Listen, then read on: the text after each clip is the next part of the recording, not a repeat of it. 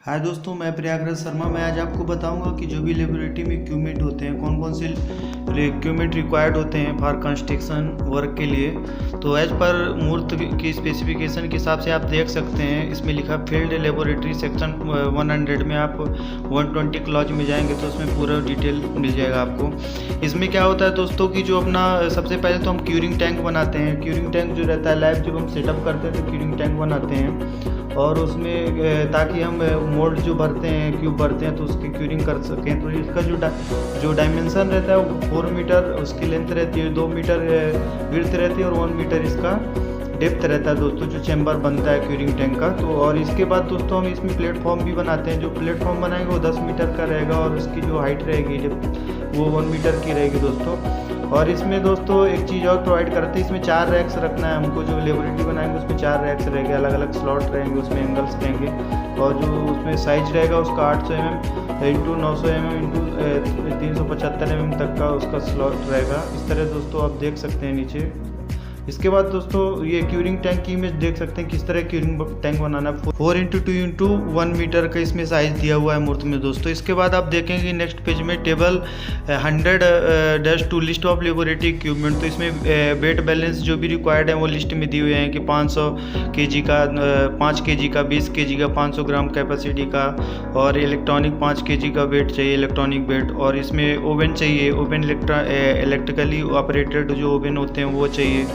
और इसमें जो IS सीव्स वो 460 के अकॉर्डिंग IS सीव जो चाहिए वो पूरा डिटेल दिया हुआ है कि 450 mm इंटरनल डाया की सीव होनी चाहिए, 200 mm इंटरनल डाया की सीव होनी चाहिए, ब्रास की सीव होनी चाहिए, स्टील की सीव होनी चाहिए, क्लॉथ मेस होनी चाहिए। तो इस तरह इसमें दिया हुआ है डिटेल। सीव सेकर होना चाहिए 200 mm और 50 mm डाया की सीव के लिए इलेक्ट्रिकली जो ऑपरेटेड हो। और 200 टन का कंप्रेसिंग टेस्टिंग मशीन होना चाहिए, स्टॉप वॉच होना चाहिए, वो 5 सेकंड जो एक्यूरेसी का हो, ग्लास वेयर होना चाहिए, पीपेट होना चाहिए, डिश होना चाहिए, मेजरिंग सिलेंडर होना चाहिए अंडर से 1000 cc कैपेसिटी के। और इसमें दोस्तों हमको थर्मोमीटर की जरूरत भी रहती है, जिसका 0 डिग्री सेल्सियस से 100 डिग्री सेल्सियस हो, और एक मेटालिक थर्मोमीटर होना चाहिए जिसकी रेंज 300 डिग्री सेल्सियस तक हो, 0 से 300 डिग्री सेल्सियस हो। हॉट प्लेट होना चाहिए 200 mm डाया की, जिसमें 1500 वाट का जो इलेक्ट्रिसिटी सह सके उसमें।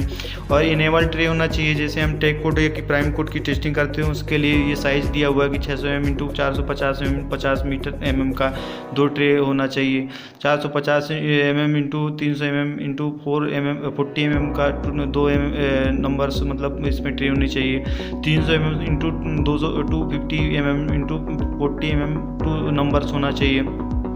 इसके बाद इसमें सर्कुलर प्लेट भी दिया है कि 250 mm डाया की सर्कुलर प्लेट भी होना चाहिए। और वाटर टेस्टिंग किट भी दिया है। यदि हम वाटर टेस्टिंग करते हैं केमिकल टेस्टिंग के लिए वाटर की, तो उसके लिए भी एक किट आता है, तो वो किट भी इसमें रिक्वायर्ड है। फॉर सॉइल सैंपल के लिए इसमें हमको लिक्विड लिमिट डिवाइस होना चाहिए, जो ASTM grouping tools as per IS 2720 के अकॉर्डिंग एक नंबर मतलब एक होना चाहिए, पूरा सेट होना चाहिए उसका। और सैम्पलिंग पिपेट होना चाहिए, fitted with pressure and section inlet 10 ml का कैपेसिटी का 1 सेट होना चाहिए दोस्तों। इसके बाद आगे देखेंगे दोस्तों, ये लेबोरेटरी दिया हुआ है, तो लेबोरेटरी में जो भी मटेरियल टेस्टिंग इक्विपमेंट चाहिए वो सब कुछ होना चाहिए। फार्मिंग रखने के लिए रैक्स वगैरह, टेबल्स होना चाहिए, चेयर्स होना चाहिए, ताकि हम आसानी से रिपोर्ट्स बना सकें। और दोस्तों इसमें आप देख सकते हैं नेक्स्ट पेज में, इसमें क्या है, कॉम्पैक्शन ऑपरेटर्स होना चाहिए, जो कॉम्पैक्शन टेस्टिंग के लिए बेस प्लेट हो जिसमें MRO पूरा मतलब उसका सेट होना चाहिए। मॉडिफाई आस्टो कॉम्पैक्शन ऑपरेटर्स होना चाहिए, जिसमें हम विटामिन का टेस्ट करते हैं, वो प्लेट वगैरह उसके साथ सब कुछ होना, पूरा सेट होना चाहिए उसका। सैंड पोरिंग सिलेंडर होना चाहिए, पूरा सेट मतलब उसमें जो भी लगता है अपना पूरा सेट होना चाहिए। इनोर स्टैंडर्ड सैंड होना चाहिए, जो हम मोटार भरते हैं सीमेंट क्यूब टेस्टिंग के लिए, वो इसमें उसमें स्टैंडर्ड जो सैंड लगती है वो होनी चाहिए, वही इनोर स्टैंडर्ड सैंड होती है दोस्तों।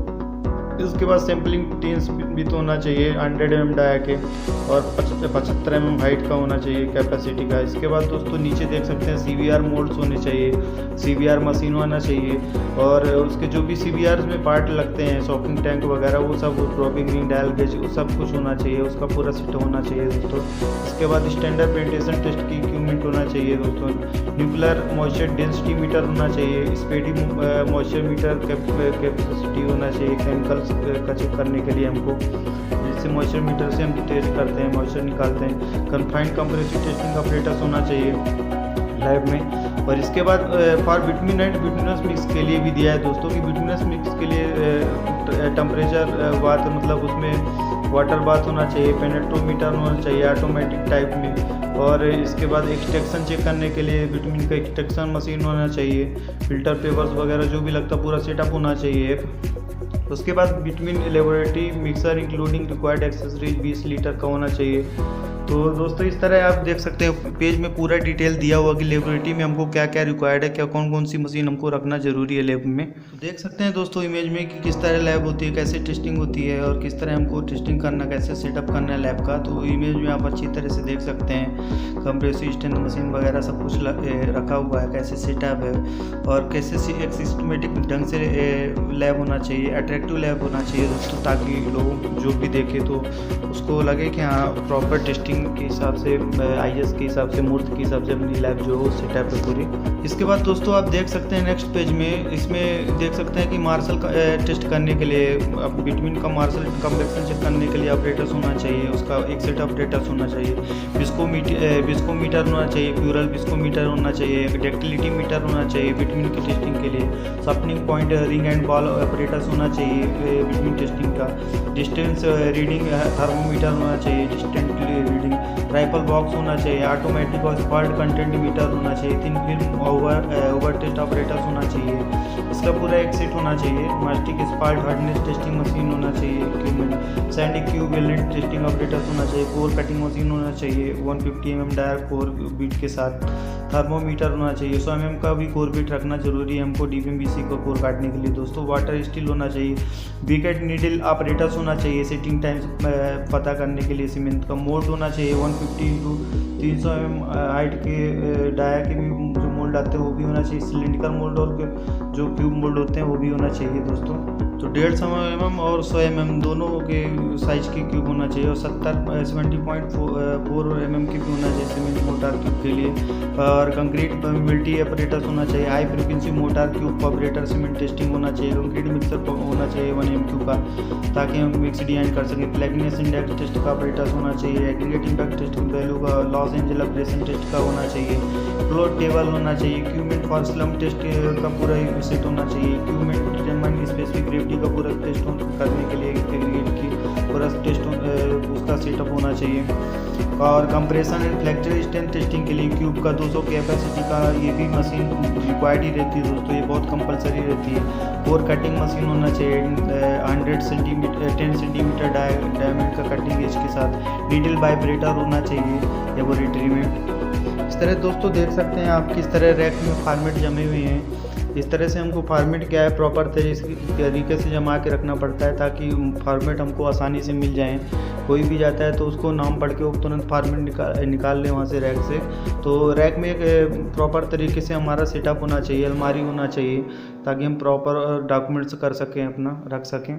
इसके बाद नेक्स्ट पेज में आप देख रहे हैं कि इसमें एयर इंटरमेंट मीटर होना चाहिए कंक्रीट के लिए, और इसमें चेकिंग बल्क डेंसिटी के लिए एग्रीगेट के लिए 0.5 क्यूबिक फीट का या कि 1 क्यूबिक फीट सिलेंडर होना चाहिए, साउंड टेस्टिंग का पूरा ऑपरेटर्स होना चाहिए एक सेट, टोटल स्टेशन होना चाहिए साइट का मेजरमेंट करने के लिए, उसका पता करने के लिए, लेवल वगैरह लेने के लिए, ऑटोमेटिक लेवल मशीन होना चाहिए, और थियोडोलाइट हो सके तो वो भी होना चाहिए, प्रीसियस स्टाफ होना चाहिए, 3 मीटर स्ट्रेट का मेजिंग टेप होना चाहिए, 3 मीटर का होना चाहिए, 10 मीटर का, 5 मीटर का, 20 मीटर का और 50 मीटर का, ये सब स्टील टेप भी हमको रखना पड़ेगा, और बम इंडिकेटर इंस्ट्रूमेंट भी हम रखते हैं, इक्विपमेंट भी रखते हैं दोस्तों लैब में, ताकि हम किसी भी कंक्रीट स्ट्रक्चर का स्ट्रेंथ पता कर सके बम इंडिकेटर से टेस्ट करके कि वो हमारा जो कंक्रीट किया गया है उसमें प्रॉपर स्ट्रेंथ का कंक्रीट है कि नहीं है, ये बम इंडिकेटर से हम पता करते हैं दोस्तों।